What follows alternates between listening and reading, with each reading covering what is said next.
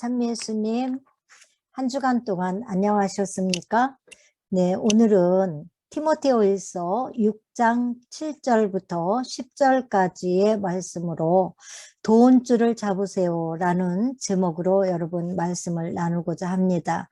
오늘 말씀을 나누기 전에 본문 티모테후서 6장 7절에서 10절 말씀을 봉독하고 말씀을 나눌까 합니다. 우리는 이 세상에 아무것도 가지고 오지 않았으며 이 세상에서 아무것도 가지고 갈 수 없습니다. 먹을 것과 입을 것이 있으면 우리는 그것으로 만족합시다. 부자가 되기를 바라는 자들은 사람들을 파멸과 멸망에 빠뜨리는 유혹과 올가미와 어리석고 해로운 갖가지 욕망에 떨어집니다. 사실 돈을 사랑하는 것이 모든 악의 뿌리입니다. 돈을 따라다니다가 믿음에서 멀어져 방황하고 많은 아픔을 겪은 사람들이 있습니다. 아멘. 여러분 여기 이미지 한번 보세요. 꽃다발에도 돈으로 이렇게 예쁘게 장식하지 않습니까? 여러분 이러한 선물을 받으셨습니까? 아직 못 받으셨습니까? 네, 한번 기대해 보세요. 네. 솔직히 나는 돈이 좋다라는 그런 책이 있습니다. 네, 이 책에서는 프로의 세계에서는 엘리베이터는 없다라는 그런 대목이 있어요. 즉 하루아침에 큰 부자는 없다라는 얘기겠죠. 한 걸음 한 걸음, 한 계단 한 계단 그렇게 돈을 모으기 위해서 애쓰고 수고하는 데에 참다운 그런 가치가 있다. 이런 이야기를 하고 계십니다. 그렇다면 여러분, 수입과 생활이 균형을 이루고 있습니까? 어느 그 통계를 보니까요. 요즘에 다들 어렵잖아요. 그래서 모자라서 돈을 꾸어서 산다고 하시는 분들이 14%래요. 그리고 근근히 산다라는 분이 82%라고 그럽니다. 또 세 번째는요. 비교적 넉넉해서 저축도 하고 산대요. 아주 적죠. 4%에 불과합니다. 이렇게 거의 고통스럽게 살고 있습니다. 그런데 유대인들이죠. 네, 이스라엘 사람들입니다. 하느님께서 특별히 선택한 그들을 얘기하는데 이 유대인들을 보면은 대부분이 부유하대요. 다 그런 건 아니지만 세계적으로 가장 부유합니다. 지구상에서 254개 국가를 보면은 네 종류로 나눠볼 수 있습니다. 크고도 큰 나라, 미국이죠. 크고도 작은 나라, 러시아입니다. 작고도 작은 나라, 바티칸이에요. 아토스 국가, 그리스에 있어요. 작고도 큰 나라, 이스라엘이에요. 무슨 의미인지 여러분 한번 묵상하시고 또 생각해 보시기 바랍니다. 왜 이러한 평가가 있을까요? 다 이유가 있겠죠? 그래서 세계 속에 영향을 미친 유대인 100명이라는 그런 책에서도 얘기하고 있는데요. 모세, 솔로몬, 예수님, 바오로, 공산주의 창시자인 칼막스, 심리학자 프로이드, 화가 샤갈, 상대성 이론가 아인슈타인, 세계적인 주의자 번스타인, 외교가 키신저, 쉰들러 리슬, 주라기 공원 영화를 만든 스필버그 등 모두가 다 유대인입니다. 유대인들이 이렇게 잘 되고 부유하고 돈을 많이 가지고 있는 것은 우연이 아닙니다. 그들은 돈에 대해서 확고한 영성을 지니고 있습니다. 그들은 두 가지 명제를 가지고 있어요. 돈에 대해서요. 그래서 첫 번째 보면은 가난은 죄는 아니고 명예도 아니라고 그럽니다. 그래서 가난이 창문을 열고 들어오면 행복은 대문을 열고 나간다. 돈이 없어서 걱정한다고 걱정이 사라지면 나는 걱정이 없겠네 라는 그런 티백 속담이 있잖아요. 그런 것보다도 또 우리 청부보다 즉 거룩한 부자보다 거룩한 가난함을 택한 사람들이 바로 수도사입니다. 그래서 선택된 가난은 가난이 아니죠. 스스로 가난을 자초한 겁니다. 목적이 있어서요.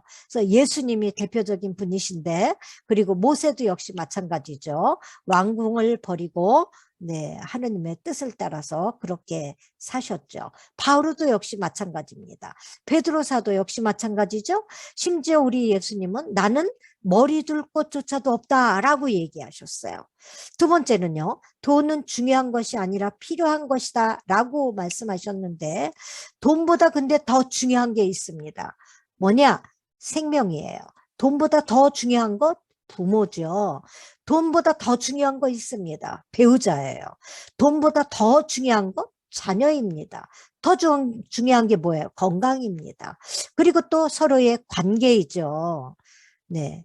더군다나 더 중요한 것은 천국이에요. 왜냐하면 예수님은 우리의 생명이기 때문에 그렇습니다. 그런데 요즘 세태를 보면 돈 때문에 생명을 마구 죽입니다. 돈 때문에 서로의 관계가 다 망가지고요. 인격이 망가져요. 또 돈 때문에 건강을 다 망치는 사람들 얼마든지 있습니다. 돈 버는데 생명을 건 사람들이 얼마나 있어요. 그러나 돈은 필요한 겁니다. 그러나 그렇게 중요하지 않다라고 네, 유대인들은 말하고 있다는 거예요. 그리스도 교회에서는 그래서요, 사람들이 가치 있다라고 얘기하면서 가장 소중하게 여기는 것을 우리 그리스도인들은 그게 그렇게 가치가 있는 것이 아니다라고 무가치로 여기고, 그 무가치로 여기는 것을 가치 있는 것으로 선포하는 그러한 곳이 바로 우리 그리스도 교회예요. 즉 가치관을 바꿔주는 거죠. 네, 영원한 생명의 가치관으로, 세상의 가치관에서 영적인 영원한 생명의 가치관으로 바꾸는 그러한 곳이 바로 우리 그리스도 교다라는 겁니다. 그래서 오늘 본문에 티모테후서 6장 10절에서요. 돈을 사랑하는 것이 모든 악의 뿌리라고요. 돈을 따라다니다가 믿음에서 멀어져서 방황하고 많은 아픔을 겪는 사람들이 있습니다. 그래서 돈이 모든 악의 뿌리라는 말은 없죠, 여기에요. 돈을 사랑하는 것이 악의 뿌리라고 얘기합니다. 또요, 예수님 다음에 돈이 좋아요 라는 그런 책을 쓰신 분이 계신데, 네, 이게 바로 돈 영성인데요. 네, 돈은, 네, 돈을 버는 것, 네, 사랑해야 됩니다. 그러나 그 돈을 벌어서 어떻게 한다고요? 하느님을 위해서 지혜롭게 쓴다. 또 지혜롭게 돈을 번다. 이게 바로 돈 영성이라는 겁니다. 그러니까 돈을 버는 목적이 네, 우리 세상의 가치관에다가 넣는 게 아니라 세상 가치, 세상을 목적으로 해서 버는 게 아니라 하느님 영광을 위해서 돈을 버는 것은 정말 바람직하고요. 청부의 길을 걷는 것이다 라고 이야기하고 있습니다. 그래서 돈 영성, 즉 돈줄을 잡으려면 이러한 그 네 가지가 바로 돈줄을 잡는 비결이다 라고 네, 말씀을 드릴 수가 있겠는데 한 가지씩 한번 살펴보도록 하겠습니다. 첫 번째가 돈입니다. 돈은 뭐냐? 지혜입니다. 지혜가 돈이다. 그래서 코엘렛 7장 12절에서는 지혜의 그늘에 있는 것은 돈의 그늘에 있는 것과 같다. 지식이 좋은 점은 그 지혜가 소유자의 생명을 보존하여 준다는 것이다. 무슨 얘기냐면요. 지혜에 관한 지식이 더 유익한 것은 지혜가 그 지혜 있는 사람을 살린다는 거예요. 그러니까 지혜가 살린다는 겁니다. 그러니까 지혜가 많은 자가 살 수 있다. 자기 생명을 보존할 수 있다. 이게 있어요. 그래서 지혜 아래에 있으면 돈 아래에 있다고 즉 유대인들은 그렇게 믿고 있었습니다. 자, 어느 그 노부부가 있었어요. 그래서 그 아내가 남편에게 이렇게 얘기했습니다. 여보, 당신이 퇴직한 지가 참 오래됐잖아요. 돈이 다 떨어졌어요. 어떻게 하면 좋죠? 그랬어요. 그랬더니 남편이 아이 그럼 돈 벌게 해달라고 지혜를 달라고 기도해야 되겠네. 그러더니 방으로 들어갔습니다. 방으로 들어가서 한참 만에 나와가지고 아들에게 이럽니다. 아들아, 너 말채찍을 하나 가서 사오너라 얘기했어요. 그랬더니 아들이 옆집에 가가지고 말채찍을 빌려왔습니다. 그랬더니 이분이 그 말채찍을 가지고 에루살렘 시장으로 막 갑니다. 가가지고 말채찍을 막 휘두르면서 여러분, 어? 예리고까지 가는 데는 강도가 많아요. 그런데 거기에 마차 타고 가려면 3,000원이에요. 내가 2,000원만 내세요. 내가 안전하게 예리고까지 모셔다 드릴게요. 그랬습니다. 수백 명이 몰려왔습니다. 수백 명 앞장서서 이분이 이 말채축을 막 휘두르면서 예루살렘에서 예리고까지 막 가는 겁니다. 중간에 사람들이 막 항의해요. 마차는 언제 와요? 마차는 언제 와요? 아무 말 하지 않고 채찍만 막 휘두르면서 예리고까지 갔어요. 탁 에리고에 무사하게 도착했습니다. 뭐라고 그랬는지 아세요? 제가 언제 마차 타고 여러분 모시고 온다고 그랬습니까? 안전하게 예리고까지 모시고 온다고 그러지 않았습니까? 여러분 누구도 무슨 일 벌어진 사람이 있으면 넣어보세요. 그랬더니 수백 명 되는 사람들이 안전하게 목적지까지 갔습니다. 그렇습니다, 여러분. 하느님께 지혜를 구하면 돈을 얻을 수 있다고 믿었다는 겁니다. 안성에는 하나원이라는 데가 있어요. 네, 안성 시내에서 조금 떨어진 곳인데 탈북자들의 쉼터입니다. 그것에 옷을 이렇게 보내주시는 저희 형제님이 계신데요. 근데 연세가 드셨어요. 지금 거의 80이 다 되셨는데 지금도 옷가게를 합니다. 성황입니다. 왜냐하면 이분이 몇십 년 전부터요. 하나원이 생길 때부터 하나원의 그 탈북자들에게 옷을 팔다가 남은 것을 다 이렇게 기증했습니다. 그랬더니 이분들이 이제 다 나와서 독립하고 이래가지고 모두 그분들이 다 이 집에 와서 옷을 사는 겁니다. 바로 그겁니다. 네. 지혜가 돈입니다, 여러분. 그리고 지혜를 소유한 자는 생명을 보존할 수 있다라고 코엘렛에서 말씀하고 계십니다. 두 번째는 정보가 돈입니다. 에레미야서 33장 3절에 나를 불러라 그러면 내가 너에게 대답해 주고 내가 몰랐던 큰 일과 숨겨진 일들을 너에게 알려주겠다. 네, 역대기 상권에 보면 이사갈 자손들 가운데에서는 우두머리 200명이 그들의 명령을 따르는 형제들을 모두 거느리고 갔다. 이들은 때를 분별할 줄 알고 이스라엘이 무엇을 해야 할지 아는 사람들이었다. 예, 무슨 얘기인가 하면요. 다윗이 이제 왕위로 즉위하게 됩니다. 사울을 피해서 10여 년을 그렇게 도망 다니다가 사울 왕이 죽고 헤브론에서 왕이 됐습니다. 헤브론에서 3년, 예루살렘에서 33년, 도합 40년을 통치하지 않습니까? 그래서 이제 예루살렘에서 네, 왕이 될 때에 사람들이 12지파에서 그 지지자들, 즉 각 지파에서 대표자격이 되는 사람들이 다 다윗에게 몰려옵니다.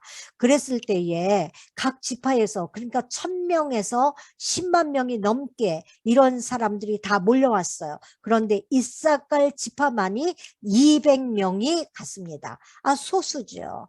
근데 이 이사갈 지파의 사람들은 알곡입니다. 네, 12지파 중에서도 알곡이에요. 왜냐? 때를 분별할 줄 아는 사람들이다. 그리고 무엇을 해야 할지 아는 사람들이에요. 왜냐하면 이들은 공부하는 사람들입니다. 지식인들이에요. 네, 율법을 연구하면서 공부하는 사람들입니다. 그래서 그러한 모든 그런 정보 이런 것들에 해박한 자들입니다. 역시 또 대표적인 여인이 하나 있었으니 여호수아서 2장에 나오는 창녀 라합이죠. 네, 어느 날 시팅 골짜기에 정탐꾼 2명이 갑니다. 이 정탐꾼 2명을 라합이 맞아들여서 숨겨주지 않습니까? 왜냐?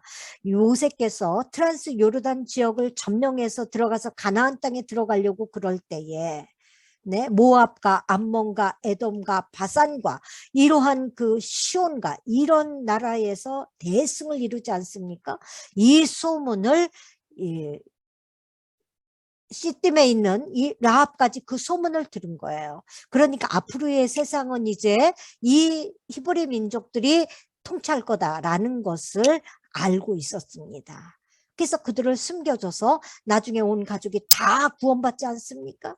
이렇듯이 정보가 돈이고 정보가 생명이고 정보가 능력입니다.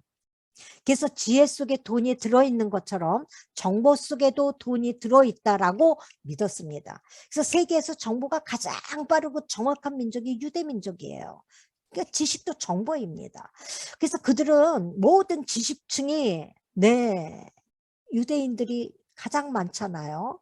그런 것처럼 책을 많이 읽고 지식을 많이 쌓고 그래서 정보에 해박하고 그렇습니다. 그래서 책을 팔린 거 보면 1000만 부 이상 팔리는 게 그렇게 극히 드물대요. 그런데 1000만 부 이상 팔린 그 책의 주인공들을 보면 우리 찰스 다윈 제외하고는요 다 유대인들이랍니다. 그래서 종의 기원이 1250만 부가 팔렸는데 마르크스의 자본론 1000만 부 팔렸습니다. 이건 유대인이에요. 프로이드 꿈의 해석. 이분도 1000만 부 이상 팔렸는데 유대인입니다. 자, 보세요. 1000만 부 이상 팔렸는데 한 권에 10,000원씩만 따져도 얼마예요? 1000억입니다. 대단한 거죠. 그러니 정보가 돈이라고 할 수 있습니다. 그런데 보세요. 정보 중에 정보가 하느님이 주신 정보예요. 크고 은밀한 비밀을 주님이 에레미야서에서 알려준다고 얘기했습니다. 제가 알고 계신 저희 선배 선교사님이신데 그분은 서울대 법대를 나왔습니다. 먼저 이명박 대통령하고 이렇게 선후배래요. 그래서 이분이 큰 사업을 하셨어요. 현대에서 같이 일하시다가 퇴직하고 이런 건축 사업을 했습니다. 건축 사업을 하다가 원래 이분이 돈이 많은 분이거든요. 그래서 어느 그 빌딩을 하나 맡기면서 빌딩 하나 쥐고 열쇠를 놔주는 순간에 돈을 다 주겠다 얘기했어요. 그래서 정말 빌딩을 다 졌습니다. 그리고 딱 열쇠를 주려고 그랬는데 이분이 도망간 거예요. 충격을 먹었습니다. 실명을 했어요. 그러니 많이 이렇게 벌려놨던 사업이 많은데 어떻게 수습을 하겠습니까? 주님께 기도했습니다. 기도했더니 사업할 수 있는 정보를 다 알게 해주시는데 자기 그 아주 철친한 그런 후배가 눈이 되어주고 손이 되어주고 발이 되어주고 입이 되어주고요. 이렇게 해서 사업을 훌륭하게 해서 지금도 부자세요. 서울에서 알만한 그런 빌딩도 그분 겁니다. 그래서 본당에서 뭐 한 몇천만 원 들어가는 그런 일이 있으면 혼자 다 그냥 감당하신대요. 그리고 우리 선교사들 한 100명이 모여서 일하는 봉사하는 봉사단체 회장님이셨는데 그 봉사자들 1년에 2번 선교사들을 다 회식 자리 있어요. 돈 많이 나옵니다. 명동에서도 최고 좋은 식당, 서울 종로 저 경복궁역에서 최고 좋은 식당 이런 데서 회식하면 이분이 혼자서 다 그 식사비 다 내요. 그리고 기도를 얼마나 성실히 많이 한다기보다 성실히 하십니다. 성교도 많이 한다보다 꼭 필요한 자에게 성교합니다. 헌금도 그러시죠. 봉사도 그러죠. 기도도 1등이에요. 성교도 1등이에요. 헌금도 1등이에요. 봉사도 1등입니다. 정보 중에 정보는 하느님이 주신 정보가 참 정보입니다. 세 번째는 사명이 돈이에요. 하느님께서 사명 주시고 그 사명 담당하도록 돈 안 주실 것 같습니까? 이거는 믿음의 확신입니다. 사명을 주시고 돈 주시지 않는 그런 분 아니십니다. 감당할 수 있도록 모든 문제 돈이면 돈, 능력이면 능력, 관계면 관계 이런 거 다 주관해 주시는 분이 바로 하느님이십니다. 모세께서 이스라엘 백성들을 이제 데리고 시나이 산까지 갔습니다. 그래서 시나이 산에서 탈출기 20장에서 십계명 율법 613개의 율법, 성막, 설계도 이렇게 세 가지를 받지 않습니까? 그래서 성막을 짓는데 성막 전체를 짓는데 여러분 600만 원, 금만 600만 원 들어가는 거예요. 금만 600만 원 들어가는데요. 옆에 보시면 계약계 즉 법궤를 만드는 데는 요 괴약계예요. 괴약계만 만드는데 이것도 금이니까 400억이 들어간대요. 이집트에서 노예 생활을 430년 합니다. 이들이 돈이 어디 있어요? 이거 짓습니다. 어떻게 짓는지 보겠습니다. 탈출기 36장 2절에서 7절을 보면 모세께서 예물 가져오라고 그래요. 하느님의 집 성막을 질 건데 예물 가지고 와라 얘기합니다. 그랬더니 남자든 여자든 성소를 위해서 바칠 그 물품을 다 가지고 오는 거예요. 너무 많습니다. 그래서 이제 더 이상 가지고 오지 말라고 그래요. 그래서 그 모든 일을 하고도 남을 만큼 넉넉합니다. 하느님 보세요. 일을 맡겼으면 감당할 수 있도록 필요한 것들을 다 채워주신다. 하느님은 사명을 주시고 돈까지 주시는 분이라는 것을 요즘 세대에도 확인시켜주고 계십니다. 우리가 잘 알고 있는 마더 데레사 수녀님. 네, 이분이 인도 캘커타에서 빈민 사목을 하시지 않았습니까? 구제사업, 자선사업, 복음사업. 이 사업을 하시는데 소망의 집이라는 그러한 집을 이제 짓게 됐습니다. 50억이 들어가요. 돈이 어디 있습니까? 기도했습니다. 그랬더니 교황 요한 바오로 2세께서 여기를 찾아오셨어요. 수녀님 만나러 오셨습니다. 그래서 당신이 타시던 교황님이 타시던 차를 주고 가셨어요. 그러니 수녀님이 그 차를 탈 처지입니까? 이 차를 팔아야 되겠다. 그래서 차를 팔려고 그러니까 교황님이 타시던 차니까 뭐 너도 나도 이 차를 다 살려고 그래. 그래서 50억을 받고 팔았습니다. 그 돈으로 소망의 집을 지었다 이 얘기입니다. 자 보세요. 사명을 주시고 돈까지 주시는 분 확실하죠? 네. 그래서 기자들이 질문했어요. 인터뷰를 했습니다. 수녀님은 남자도 아니고 건장한 분도 아니시고 이렇게 연약하신 수녀님께서 어떻게 이 엄청난 일을 감당하십니까? 라고 질문했습니다. 그랬더니 제가 한 것이 아니라 그리스도께서 하셨습니다. 제가 한 것은 하루에 4시간 기도한 것밖에 없습니다. 라고 대답하셨습니다. 마더 데레사 수녀님 젊을 때의 모습이죠. 얼마나 아름다우십니까? 네. 그리스도께서 수녀님을 통해서 하신 업적을 한번 보겠습니다. 원래 고등학교 선생님이셨잖아요. 역사와 지리를 가르치시는 그런 교사셨는데 하나님의 부르심을 받은 거예요. 그 사명을 감당하러 인도로 가신 겁니다. 학교를 세웠어요. 그래서 7,500명의 문맹자들을 눈을 뜨게 하셨습니다. 진료소를 세워서 96만 명을 치료해 주셨어요. 나병 치료소를 54개를 세웠습니다. 그래서 4만 7천 명을 치료해 주셨고요. 고아원 20개를 세워서 1,600명을 먹이고 입히고 재우고 했습니다. 무료 숙소를 24개를 세워서 3,400명을 먹이셨어요.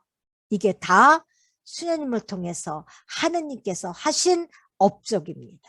사명을 주시고 끝까지 다 감당할 수 있도록 필요를 채워주시는 하느님이신 것 확실하시죠?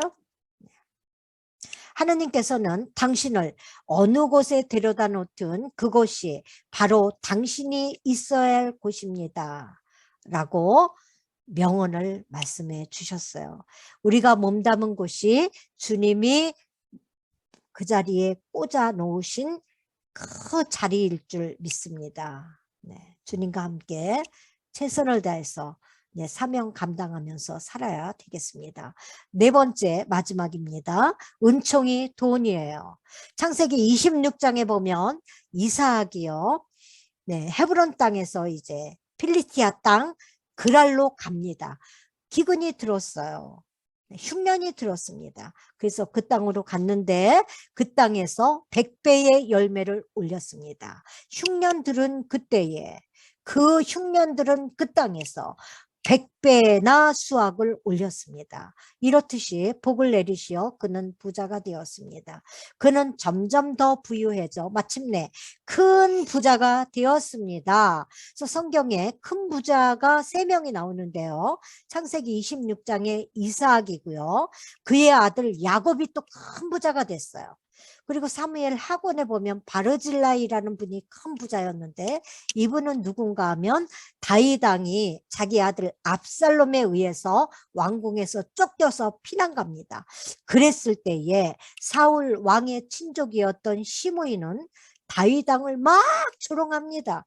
그런데 이 바르질라이는 다윗 왕을 거두어 줬어요. 거두어졌어요. 그랬을 때 다윗이 다시 황궁할 때에 얼마나 고마운지 보상하려고 그랬습니다. 그랬을 때도 점잖게 사양을 했는데도 이분이 최고의 부자다라고 성경은 레이 가돌 큰 부자라고 이야기하고 있습니다. 그래서 기근이라는 뜻이요. 라합이라는 의미인데 이게 아캄이에요. 아카다 이 뜻입니다. 이게 바로 집이거든요. 베트. 집이에요. 나쁘다, 악하다 이 뜻인데 나쁨이 악함이 집에 들어오면 그게 바로 기근입니다. 네. 그래서 아브라함도요. 집에 악함이 들어오니까 기근이 들었어요. 기근이 들어서 이집트로 내려갑니다. 인간은 기근이 생기면 이집트로 가요. 세상으로 갑니다. 여러분 어려움이 생길 때 세상으로 가지 말고 주님께로 가시기 바랍니다. 그래서 성경에 반복되는 내용이에요. 어려운 일이 있을 때 세상으로 가더라. 그래서 세상으로 가면 하느님의 심판을 반드시 받게 되어 있습니다. 그래서 기근이라는 뜻은 곡식이 없어요. 네, 곡식이 없다 이 뜻이고요. 곡식이 없으니까 어떻게 돼요? 곡식이 있는 데로 가죠. 거기가 바로 이집트 세상이란 얘기입니다. 그래서 바하부가 곡식인데 이게 집이에요. 집입니다. 요거는 알렙은 하느님을 상징하는 뜻 글자입니다. 그러니 집에 곡식이 있는 데가 바로 이집트다. 그래서 사람은 기근이 들으면 곡식을 찾아서 간다. 이집트로 간다. 그런데 우리는 하느님께로 가야 되겠습니다. 그래서 자, 한번 정리해 볼까요? 이삭은요. 그 땅에 씨를 뿌렸습니다. 그 땅은 무슨 땅이에요? 좋은 땅이에요? 나쁜 땅이에요? 나쁜 땅이죠? 네.